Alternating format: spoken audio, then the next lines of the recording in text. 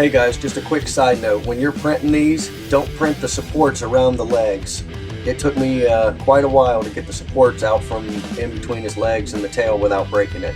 You can see some of the scuffing there. So just a little tip for anybody wanting to try to print some of these things. You only need them for like the wings and big overhangs. Thanks for watching, and if you're new, please consider subscribing.